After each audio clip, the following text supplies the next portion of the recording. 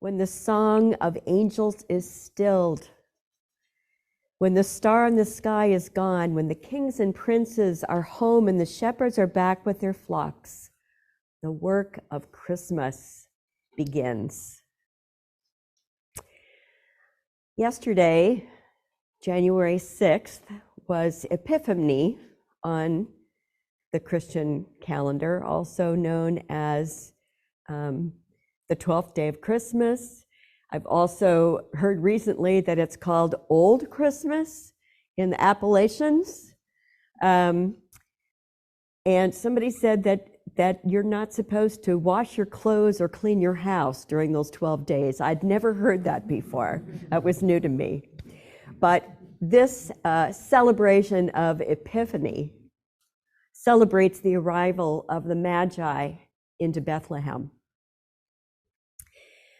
The word epiphany refers to having a new understanding of something, an aha moment of suddenly seeing the world in a new way. And I like to think of the three kings entering Bethlehem with their kingly royal gifts of gold, frankincense, and myrrh, and being totally surprised at finding this babe in the manger, the carpenter and his wife, this poor family, and feeling so humble about the fact that they recognize that their gifts are totally inappropriate for this scenario, right? What is a carpenter and his wife going to do with gold, frankincense, and myrrh? This baby and his family give the three kings that aha moment, that epiphany of recognizing what's really of value in this world. And the new work of Christmas begins. I'm all for epiphanies of this sort, these aha moments. In fact, I have to confess to you that I wait for an epiphany every January.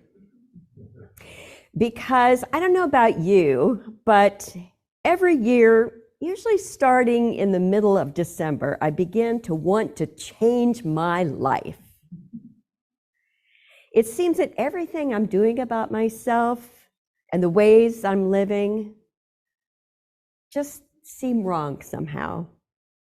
I'm busier than I want to be, or I'm more bored than I want to be, or I feel dissatisfied with my feeble attempts to balance those two things, or I'm spending too much money on gifts and food, I'm eating too much, I'm exercising too little. I have felt for several months that I was following our North Star, and then all of a sudden it dims out. The clouds are there, and I am feeling like I'm searching for something that I can't quite name. There's always a kind of restlessness to my Decembers. I don't know what I'm reaching for exactly. Maybe I'm reaching for the perfect holiday season. I don't know, but there seems to be a search on. I feel like I'm a snake shedding her skin. I don't know if any of you have ever come upon a snake when she's shedding her skin, but it's a very vulnerable time for a snake because she can't see. And so she's liable to strike at anything. And that's the way I start behaving in the middle of December. I'm willing to strike at anything that comes my way. On my best days, I see this annual self-reckoning as a holy uneasiness. I've heard that term sometimes. And I try to remember that I'm just trying to keep myself open for a new epiphany instead of grasping at a New Year's resolution to fix my disenchantment with myself. Well, this year's Epiphany came in the form of a classic theological work, Dante's The Divine Comedy. I was directed to Dante through life coach Martha Beck, who in her book, The Way of Integrity, says we can use this story as a metaphor for the spiritual journey. Midway through the journey of my life, says Dante, I found myself in a dark forest, for the right way was lost. And when I read that, I thought, wow, that's me in December.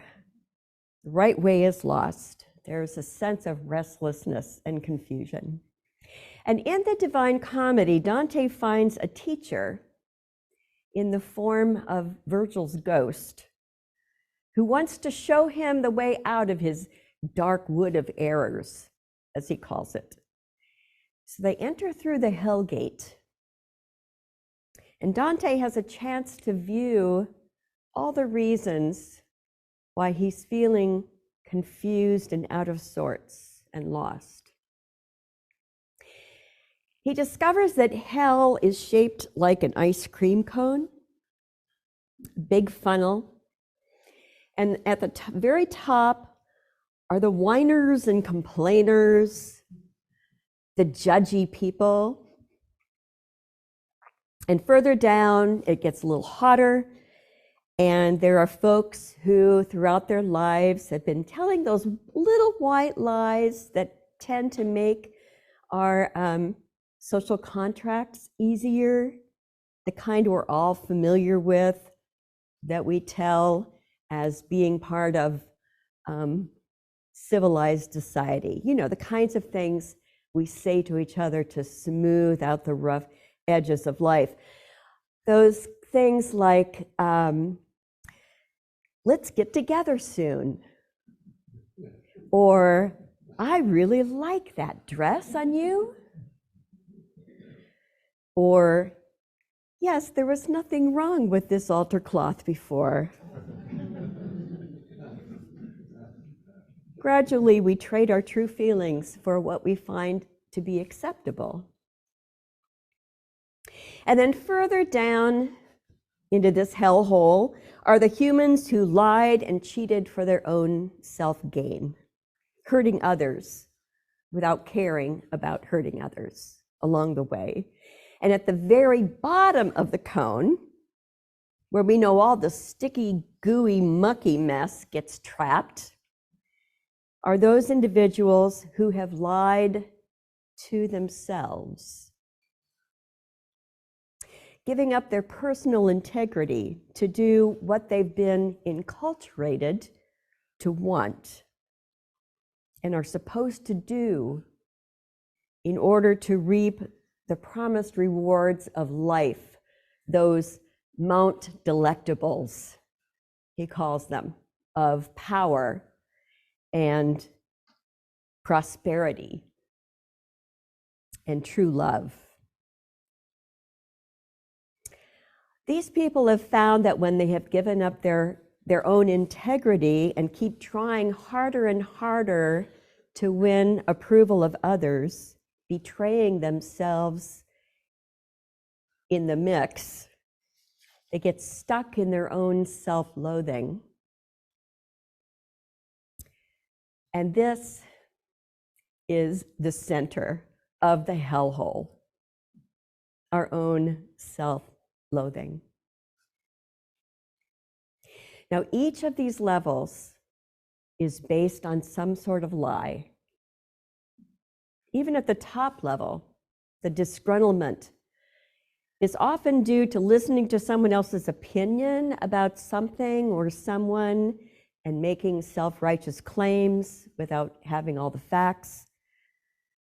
So hell, we discover, is lies all the way down. But the deepest, darkest, and hottest part of hell is reserved to those who lie to themselves about their own inherent worth and goodness. Try to accept these words into your heart, if you can. You are infinitely worthy. You are infinitely precious. You have always been enough. There is no place you do not belong. You are lovable and loved. If you find yourself feeling a little uncomfortable hearing those things, you are not alone, because we are socialized not to believe these truths, lest we just grow too big for our britches, right? Too full of ourselves. How many of you heard that growing up? You're too full of yourself. Well, what is wrong with that, being full of yourself? I mean, just look at that phrase, full of yourself. What else should we be full of?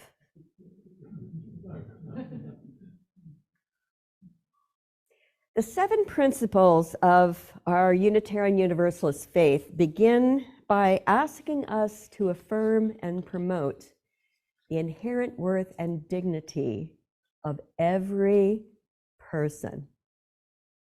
How many of us think about ourselves when we hear that? When we claim that love is at the center of everything we do, how many of us think about self-love? The Soul Matters theme for this month is revolutionary or radical love. Radical love. Radical means to get at the root of something, to dig it out and look at it closely, examine it. And Virgil tells Dante that the way out of hell is to go through purgatory. Purgatory meaning a place where you purge or cleanse yourself from something, to rid yourself. And he says you need to rid yourself of these lies, starting with the lies that you tell yourself about your own self-worth. In fact, he says the ground on which all other lies exist begin with the lies that we tell ourselves about ourselves. I've heard it said that love is a fractal pattern. Do you know what I mean by fractals? If you've ever looked down from a plane at a forest, you'll notice that it looks a lot like bunches of broccoli. There are patterns to trees and clouds and plants that all seem similar. This is because bunching and branching tends to occur when similar natural patterns repeat over and over again in different sizes. And these patterns are called fractals. Nature is full of them. I look at this tree that is back here, I notice that there's a trunk that has a basic shape, and then each branch is in the same pattern as the trunk, and then each twig repeats that pattern, and each leaf repeats the pattern of the twig. So while no two shapes are identical, they are all familiar to each other. So love is like that. Love is a fractal pattern. When you notice that you are perfect just the way you are, like the fly that couldn't fly, recognizing that you are perfect just the way you are, it becomes the trunk on which all your other relationships are based. Your words and actions affect the people around you, and their words and actions affect the patterns of love around the people that they are around, and it goes on and on and on, and we can create a system where there is love all the way down. This is, in fact, what Dante learns from Virgil, that this is what heaven is. When he cleanses himself from all these lies, he's able to see heaven, heaven on earth. Dante discovers that he can't cleanse himself from all of hell's muck until he learns how to be honest with himself, until he learns how to be full of himself, honoring himself. As Elizabeth Gilbert writes, to condemn yourself as unlovable is to swallow a terrible lie. And then she goes on to say, I don't believe anyone is excluded from this ocean of love. It is only a question of learning to hear it, to feel it, and to trust it. We can learn to hear it and to trust it through spiritual practices, I believe, such as meditation. Now, there are many paths to meditation, but my favorite practice is to simply be still, draw my attention to my breath, and observe my thoughts as they pass by, trying not to be snagged by them, but just observing them as they pass. And I find that when I do this, some of you who have done meditation practices will find this kind of familiar, I hope. There are usually one of two things that happen to me. Two spirals that are available to me. The first one I call the toilet vortex, where I start picking on myself for something. And maybe I'm even picking on myself for having a thought, because I'll say, darn it, you're not supposed to have thoughts during meditation, right? So I'll have a thought, and then that leads me to blame something for that thought. And then that leads to blame for something else. And then I'm blaming myself for having those thoughts. And then I blame something else. And I'm getting flushed down the drain. What happens is that I start reveling in my own self-criticism.